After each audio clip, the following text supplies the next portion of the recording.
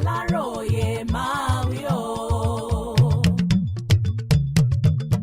Adájọ́ ti dájọ́ ikú fún ìyáálé ilé tó pa ọkọ rẹ̀ nítorí tíyẹn fẹ́ fẹ́yàwó lé e. Iwájú onídàájọ́ Umaru Abubakar tilé-ẹjọ́ gíga kan tó wà nípínlẹ̀ Kebbi ni wọ́n fojú ìyáálé ilé kan abilékọ Farida Abubakar bá.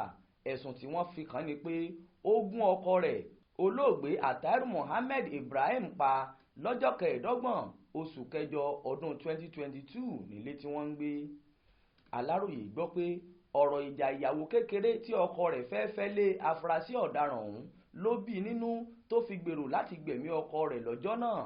Nígbà tí kò sẹ́nìkan kan lé ló bá yọ ọ̀bẹ asóró kan jáde, ó fi gún ọkọ rẹ̀ lẹ́gbẹ̀ẹ́ ikùn lẹ́ẹ̀mejì, ó gún un lẹ́gbẹ̀ẹ́ ọrùn. Nígbà tó rí pé olóògbé náà ń jáporó ikú ló bá sá kúrò nínú ilé lọ́jọ́ náà. Káwọn ará ilé sì tó mọ ohun tó ń ṣẹlẹ̀, olóògbé náà ti kú pátápátá, ṣùgbọ́n wọ́n rí ìborùn olùjẹ́jọ́ nílẹ̀ tí ẹ̀jẹ̀ wà lára rẹ̀.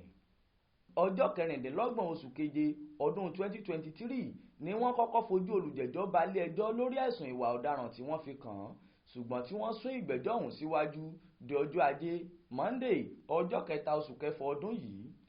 Nínú ọ̀rọ̀ lọ́ọ̀yà Mudasiru Sani tí í ṣe agbẹjọ́rò olùjẹ́jọ́ ló ti rawọ́ ẹ̀bẹ̀ sí adájọ́ pé kó síjú àánú wo oníbàárà òun nítorí pé ó ní arúgbó kùjẹ́kùjẹ́ kan nílé tó ń ṣètọ́jú àti ọmọ ọwọ́ tó nílò ìtọ́jú òbí. Ó rọ adájọ́ pé kó dín ìjìyà tó fẹ́ fún kù kó lè tètè padà wá máa ṣètọ́jú àwọn ẹni tó bá fi sílẹ̀ sílé. Agbẹjọ́rò ìjọba Lawal Audu Garuba tó wà nílé ẹjọ́ rọ adájọ́ pé kó ṣe ìdájọ́ olùjẹ́jọ́ gẹ́gẹ́ bí ohun tó wà nínú ìwé òfin ìpínlẹ̀ náà. Lẹ́yìn tí adájọ́ gbọ́rọ̀ lẹ́nu àwọn ẹlẹ́rìí 12, ó gbóṣùbà ńlá fáwọn ọlọ́pàá àtàwọn agbèfọ́ba ìpínlẹ̀ náà fún iṣẹ́ takuntakun tí wọ́n ṣe lórí ẹjọ́ yìí. Ó ní gbogbo ẹ̀rí àtàwọn ohun tó wà níwájú òun fi hàn gbangba pé olùjẹ́jọ́ jẹ̀bi àwọn ẹ̀sùn ọ̀daràn tí wọ́n fi kàn án. Ó ní kí wọ́n lọ yẹgi fún un títí ẹ̀mí yóò fi bọ́ lára rẹ̀. Ṣá lọ́ọ̀yà olùjẹ́jọ́ Sanni ti láwọn máa pẹjọ́ kòtẹ́milọ́rùn lórí ìdájọ́ ọ̀hún láìpẹ́ yìí.